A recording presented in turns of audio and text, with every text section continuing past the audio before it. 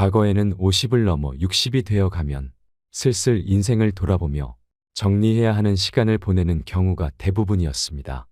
그러나 요즘은 다양한 이유로 평균 수명이 늘어나면서 그러한 패턴이 깨진 지 오래입니다. 이제 60이라 하면 인생의 황금기라고도 하고 인생 60부터라고 하기도 합니다. 또한 50이 되면 멋진 인생 2막을 준비하기 위해 잠시 숨을 고르면서 새로운 무대를 준비하는 시기라고 합니다. 살아온 날만큼 앞으로 살아갈 날들이 많이 남아있는 인생의 후반전 초입에서 우리는 무엇을 어떻게 준비해야 할까요? 우선 안락하게 살아갈 수 있는 물질적 조건을 갖추는 것이 가장 우선이라고 생각하겠지만 그에 못지않게 영혼의 양식 또한 중요하게 생각해야 합니다. 오늘은 인생의 후반전을 어떻게 하면 잘 준비할 수 있는지, 아름다운 노후를 보내기 위한 삶의 양식은 무엇이 있는지에 대해서 알아보는 시간을 갖겠습니다. 영상 끝까지 시청하셔서 행복한 노후를 준비하시는 데 많은 도움을 얻으시길 바랍니다. 첫 번째, 멈추면 보이는 것들이 있습니다. 우리는 인생 바쁘게 살아가다 보면 잠시 멈추면 보이는 것들이 있다는 사실을 새카맣게 잊고 사는 경우가 참 많습니다.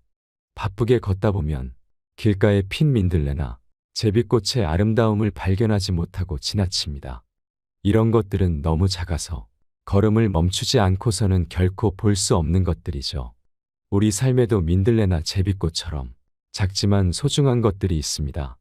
하지만 그동안 급하게 달리기만 하느라 속살을 제대로 보지 못했을 겁니다.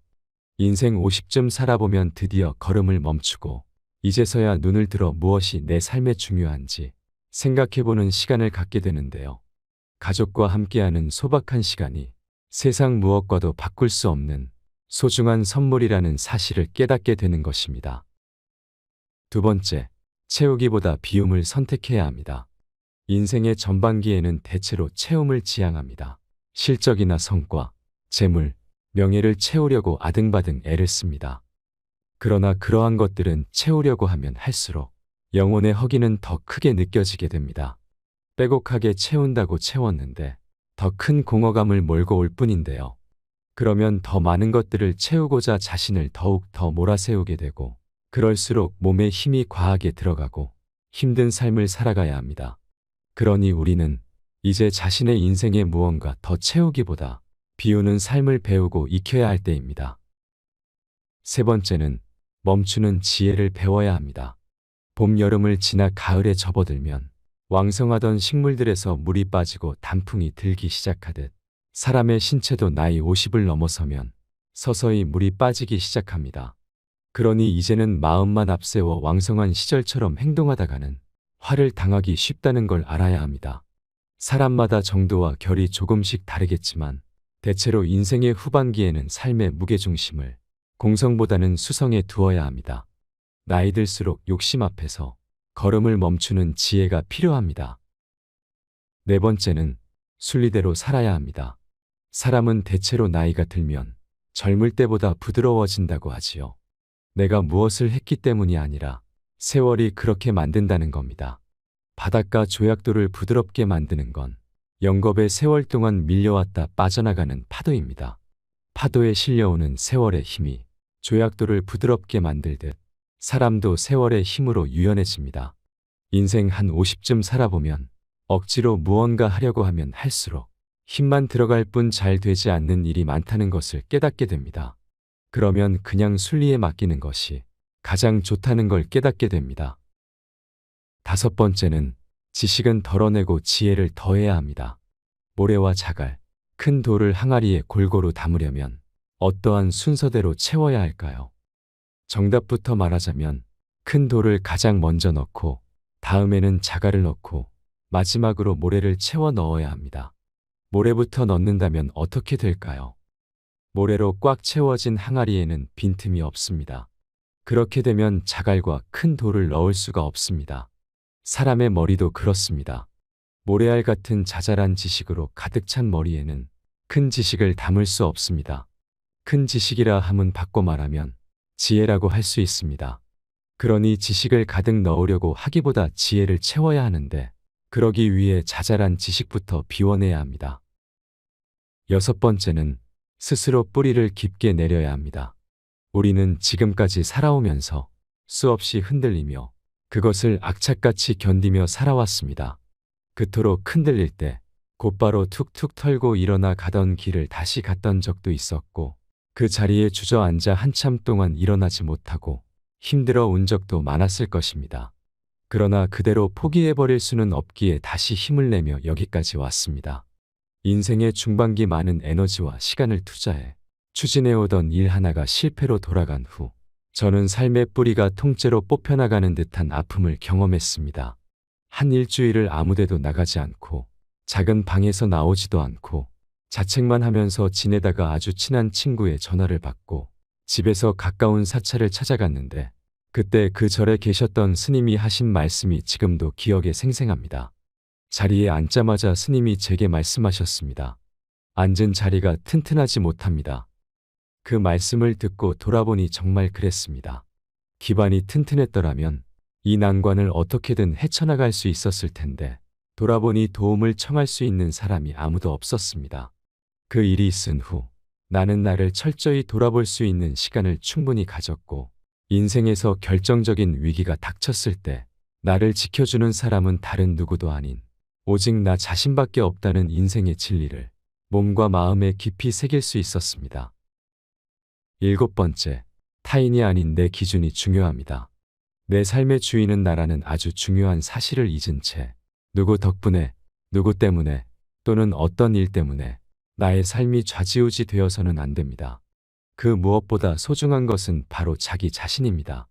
매우 평범한 진리인데 이 사실을 잊고 사시는 분들이 참 많습니다.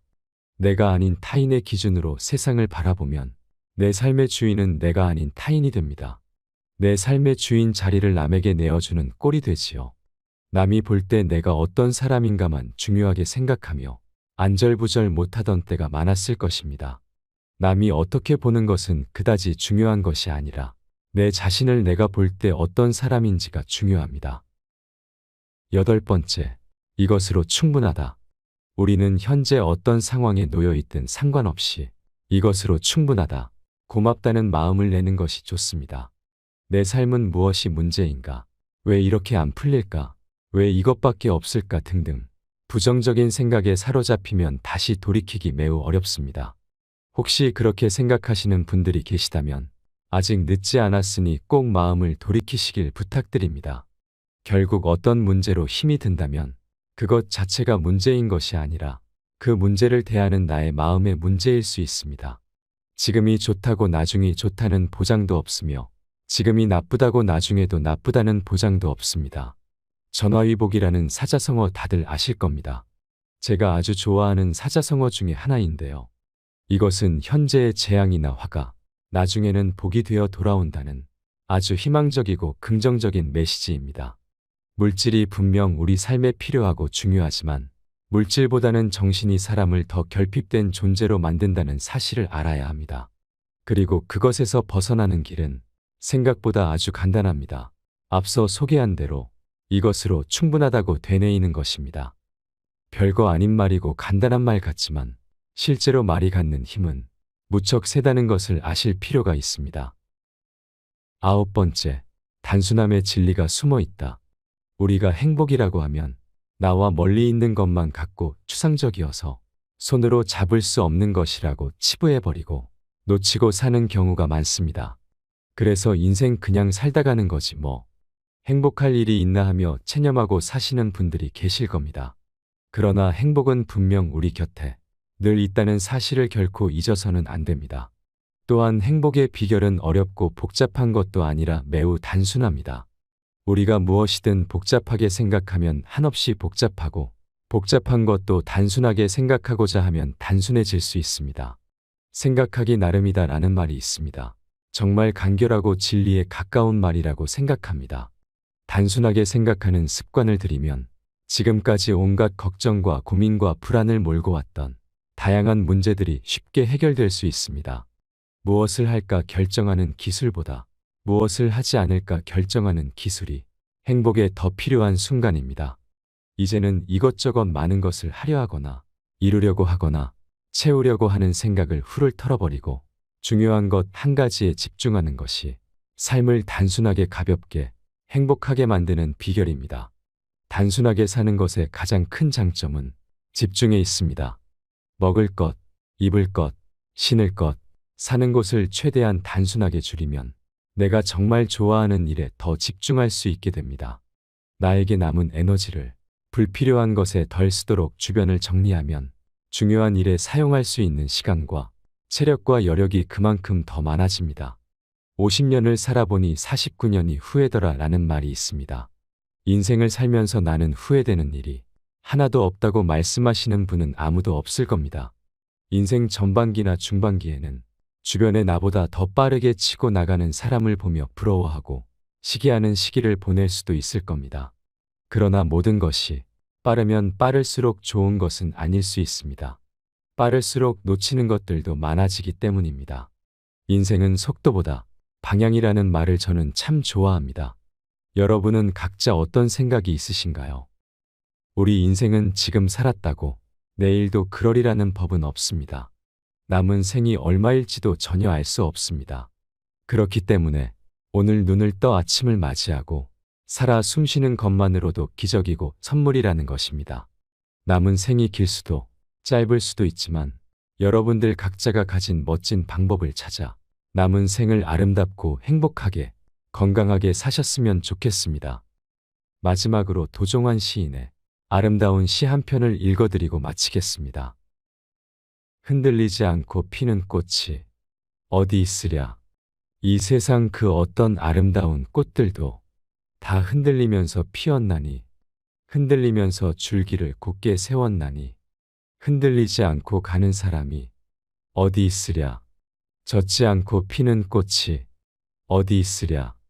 이 세상 그 어떤 빛나는 꽃들도 바람과 비에 젖으며 꽃잎 따뜻하게 피었나니 젖지 않고 가는 삶이 어디 있으랴. 이상으로 밤을 잊은 철학이었습니다. 철학이 있는 당신의 삶을 응원합니다. 이번 내용이 도움이 되셨다면 구독과 좋아요 부탁드립니다. 감사합니다.